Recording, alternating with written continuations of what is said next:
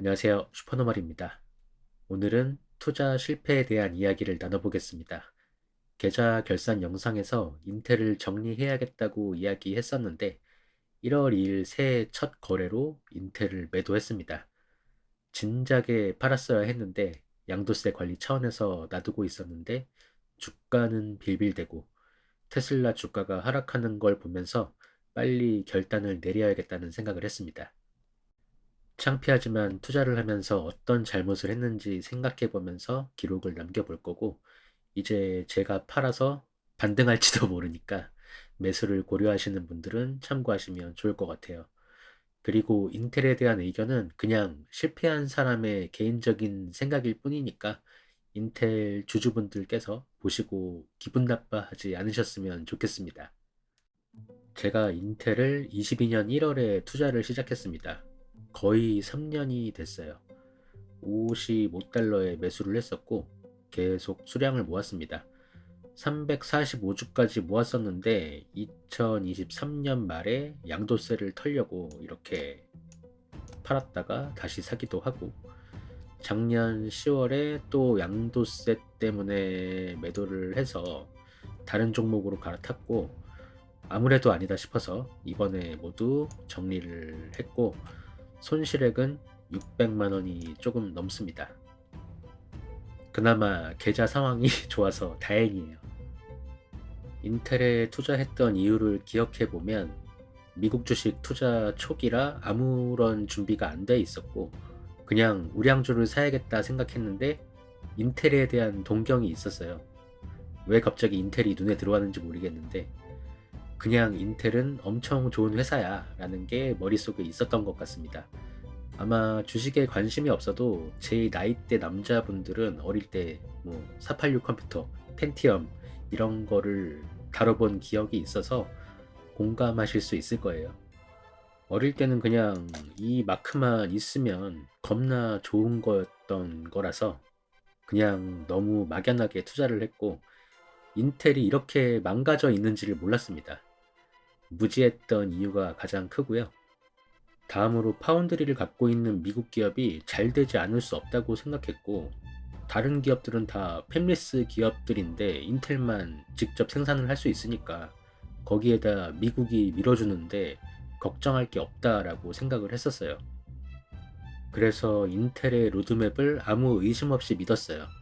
때마침 ASML 최신 장비도 인텔이 제일 먼저 가져갔다고 해서 일단 삼성부터 잡고 10년 정도 지나면 TSMC도 잡을 수 있겠네 라는 생각을 했었고, 그래서 주가가 떨어져도 미국 주식은 장기 투자해야 되니까 계속 모으자 이러면서 계속 시간이 지났는데 이제 점점 비어있던 머릿속에 지식들이 조금씩 들어오고 나름대로 공부를 하다 보니까 이거는 아니다 라는 생각이 점점 커지게 됐습니다. 그래서 인텔 투자를 멈추게 된 이유는 일단 생각보다 인텔이 너무 망가져 있었어요. 18옴스트롱, 더 나아가서 14옴스트롱 하면서 큰 소리는 쳤는데 HEUV 장비만 있으면 다 될 거라고 생각했는데 그게 장비만 좋다고 해결될 게 아니라는 걸 알았고, 자기네 집도 TSMC 3나노 공정에 맡기는 상황인데 열심히 노력은 하고 있는데 수율이 10%밖에 안 나온다 이런 이야기를 들었고, TSMC가 너무나도 강력하다는 걸 알게 됐습니다. 그냥 속된 말로 섬짱깨 기업으로만 생각을 했었는데 얘네가 진짜 너무나도 강력해요. 심지어 아이들 계좌에서 TSMC 주식을 살 정도로 너무 강력했습니다. 칩워라는 책을 보면서 이런 생각이 훨씬 커졌고요. 제가 어느 순간부터 테슬람이 돼버려서 인텔이 언젠가 오를 것이다 라고 생각을 해도 너무 오랜 시간이 걸릴 것이고 그동안에 테슬라는 훨씬 많이 오를 텐데 라는 생각을 하게 되니까 더 이상 돈이 묶여 있을 필요가 없게 됐습니다. 그래서 인텔 투자 실패의 교훈과 앞으로의 계획은, 일단 매수했던 이유가 딱 봐도 어이가 없잖아요. 기업에 대한 분석도 없었고 경쟁력이 있는지 조금만 검토를 해봤어도 AMD를 샀거나 정말 잘했으면 엔비디아도 살 수 있을 상황이었는데, 심지어 제가 2010년부터 컴퓨터를 사면은 CPU를 AMD 거를 사고 있는데 이런 힌트가 있었는데 이런 실수를 저질렀고, 막연하게 어릴 때 좋았던 기억으로 그냥 좋은 기업이다 생각했던 게 지금 생각하면 이야기하기도 창피한 멍청한 선택이었던 것 같아요. 그래서 투자를 하기 전에 할 수 있는 선에서 최대한의 자료를 찾아서 경쟁 상대, 업황, 시장 상황 같은 걸 분석해 보고 그에 대한 책이 있으면 꼭 읽어야겠다는 생각을 하게 됐습니다. 그래서 제가 유전자 가위 분야에 관심이 있는데 코드 브레이커라고 관련 책도 읽어보려고 하고 있어요. 암튼 그런 노력이 필요하고 지금 테슬라의 조정이 조금이라도 더 사라고 하늘이 준 기회가 아닐까 생각을 해봅니다. 몇 주 사지도 못할 돈이긴 한데 본주를 살지 레버리지를 샀다가 본주로 갈지 그거는 조금 더 생각을 해봐야 할 것 같아요. 제 판단이 틀릴 수도 있습니다.